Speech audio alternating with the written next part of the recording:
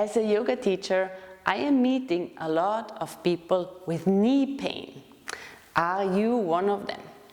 So there are different causes for knee pain, and of course if there was an injury it's quite clear, but sometimes it's not so clear. So it's kind of this undefined knee pain. I don't know where this is coming from. So a lot is actually coming from the hip. So the knee is affected by tension in the hip. The hip itself can rotate in 6 different directions, and there are most of the people I see that at least in 1 or 2 directions there is some stiffness. That means that when there is stiffness in the hip, the knee joint starts to rotate instead of the hip. So if you think about the thigh bone and then the lower part of the leg, and the knee is just connecting those 2 parts of the legs. So instead of the hip doing the rotation, the knee starts to do the rotation. And that is where a lot of pain is coming from. Another thing is, for example, women wearing high heels. I mean, if you've been wearing high heels for years and years and years, the muscles in the back of the leg start to shorten. And then when you start not using high heels anymore, the knee starts to ache. So another thing is also misalignment and malalignment. That means if the knees are knocked, or if they're going out to the sides, or if there's hyperflexion. So of course this has a lot to do with the way we're brought up, the way we're even born, but there is remedy for that. And today I'm going to show you a quick solution which you can do if you have this nagging knee pain.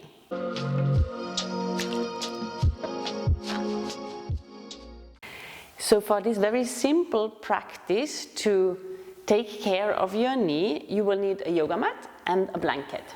So the blanket should be rolled, so you can either do it straight on the floor. I sometimes like to lift it, because when I lift it, it becomes like a little bit more solid. So you roll, roll, roll until you have about 4 or 5 centimeters diameter. So it will look like this. The blanket, if it's synthetic fiber, it usually squishes, so it's good that if you don't have a cotton blanket, that you use a towel. So sit by a wall with the soles of the feet on the wall, and if your lower back is rounding like that and you're like, oh, this is not comfortable, then use something like this, or a bolster, a pillow, a blanket, anything, so you can sit on top of it, and that will make it a bit more comfortable to be. Right? If the hamstrings are long enough, then you don't need this. So I'm going to take it away, since it's better for me. So with the legs together, that's very important. Now I'm going to bend my right leg, and then I place that rolled blanket under. So I put it right under the knee, so straight under. When I look at the knee, the bulgy part, which is on the inside, that's the center. And that's where the center of the blanket is. So now, placing the hands on the sides, with the fingertips pressing down, I want to create a lift in the front body so that I'm not collapsing forward. And then with the leg straight, inhale to slightly bend it a little bit. And on an exhalation, straighten the leg to strongly contract your quadriceps muscles, which is the thigh muscle, the front thigh. Inhaling, release the contraction. And again, on an exhalation, straighten. So you're pressing the leg down towards the blanket. Inhale, release. Exhaling, contract, press down. Inhaling again. And then as you work your thigh muscle really, really strong, feel the blanket, feel you're pressing towards it. Inhaling, release, and again, contract. So now at the same time, heel pressing to the wall, the whole sole of the foot pressing to the wall, and at the same time, the heel goes down to the floor as well. So you want to create stability between the wall, heel, and then also your sitting bone. So both are going down, and then with every exhalation, contract, and with the inhalation, release. It feels like I'm bending my knee, but I don't bend that much. I'm just releasing the action in the thigh muscle. So it's really, really important to learn using the quadriceps muscles, all of it. Often we use only a part of it. For example, from walking, running, and cycling, for example. And then one more time.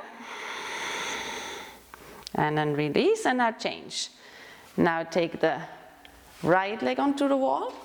So again, I'm going to make sure that it's exactly here in the center where the bulgy part of the knee comes out.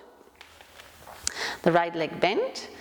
Foot also needs to be straight. So if your foot is turned in this way, make sure that it points straight up. The knee needs to point straight up because we are aligning at the same time.